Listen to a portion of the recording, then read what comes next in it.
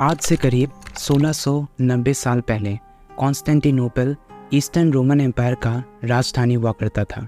चारों ओर बच्चों की चहल पहल और सड़कों पर लोगों की भीड़ ये इस बात को दर्शाती थी कि कॉन्स्टेंटिनोपल एक बड़ा ही खुशहाल शहर हुआ करता था।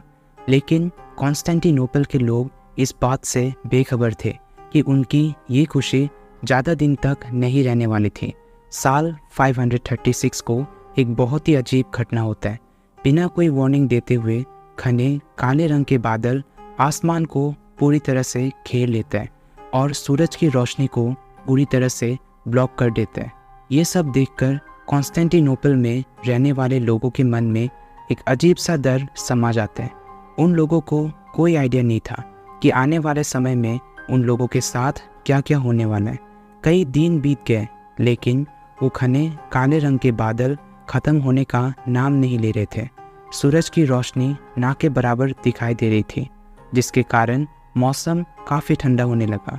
गर्मी के मौसम में बर्फ़ पड़ने लगी, जिसके कारण फसल पूरी तरह से बर्बाद हो चुकी थी।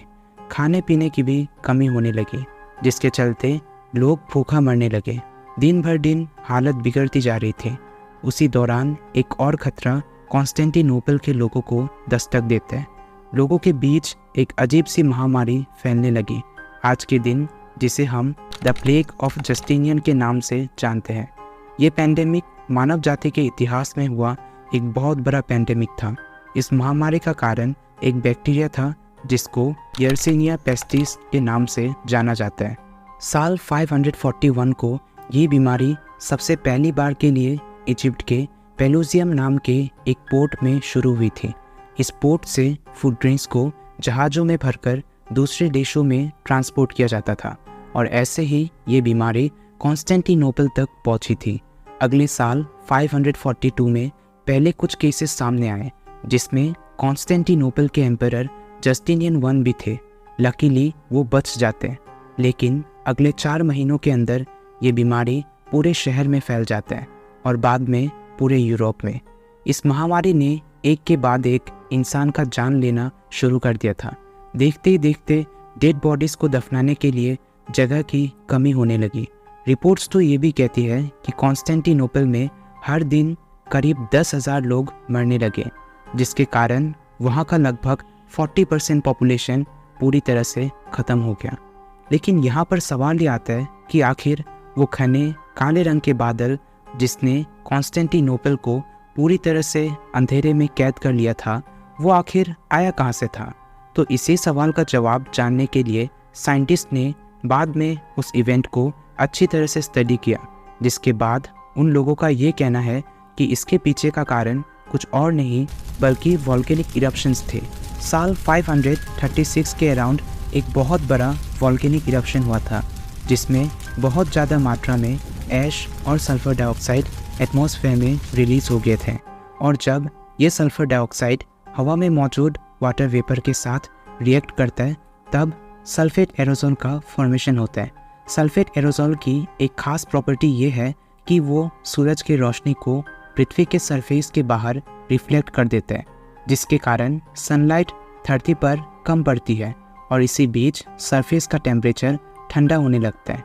यही सेम चीज़ हुई थी उस वक्त, जिसने वहाँ के टेम्परेचर को काफ़ी कम कर दिया था। साल 539 और 540 के बीच दूसरा बड़ा वॉल्केनिक इरप्शन होता है और साल 547 में इतिहास अपने आप को एक बार फिर दोहराता है। तीसरी बार के लिए एक बड़ा वॉल्केनिक इरप्शन होता है। इन्हीं सब इवेंट्स के चलते उस समय कंडीशंस इतने लंबे समय के लिए बिगड़ गई थी। यहीं पर आप सबके मन में एक और सवाल आ सकता है कि आखिर साइंटिस्ट को इन वॉल्केनिक इरप्शंस के एविडेंस कहाँ से मिले? असल में ग्रीनलैंड और एंटार्क्टिका जैसे जगहों में कई हज़ार सालों से बर्फ़ जमी हुई है। साइंटिस्ट ने इन बर्फ़ के टुकड़ों को ड्रिल करके इनमें मौजूद अलग अलग लेयर्स को स्टडी किया।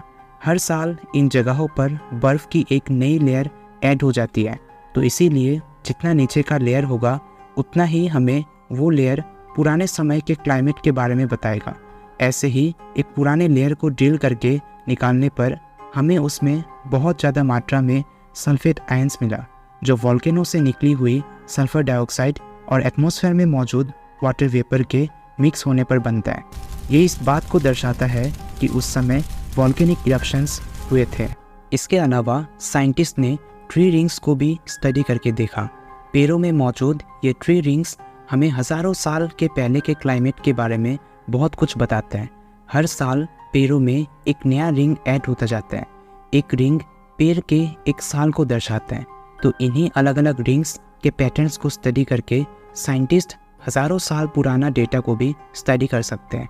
असल में जिन जगहों का क्लाइमेट गर्म होता है और जहाँ अच्छा रेनफॉल होता है वहाँ पेड़ ज़्यादा ग्रो करते हैं। ऐसे पेड़ों के रिंग्स ज़्यादा वाइड होते हैं। इसका ठीक उल्टा होता है उन जगहों पर जहाँ का क्लाइमेट ठंडा होता है और रेनफॉल बहुत कम होता है। वहाँ के पेड़ों के रिंग्स काफ़ी नैरो होते हैं। ऐसे ही नैरो रिंग्स ऑब्जर्व किए गए Scandinavia, Europe, north America, Mongolia और साइबेरिया जैसे जगहों से कलेक्ट किए गए पेड़ों के सैंपल्स में। ये सभी तभी पॉसिबल हो सकता है जब एक जगह का मौसम ठंडा होता है, जो कि एक्चुअली में हुआ था हज़ारों साल पहले। तो बर्फ़ के लेयर्स में मिले सल्फेट आयंस और इन ट्री रिंग्स को स्टडी करके हमें साल 536 में हुए उस घटना का ठोस सबूत मिलता है। तो यही थी इस रहस्यमय काले बादल का रहस्य, जिसने कई सालों तक इंसानों के जीवन को नरक बनाकर रख दिया था। बहुत बहुत शुक्रिया इस वीडियो को देखने के लिए।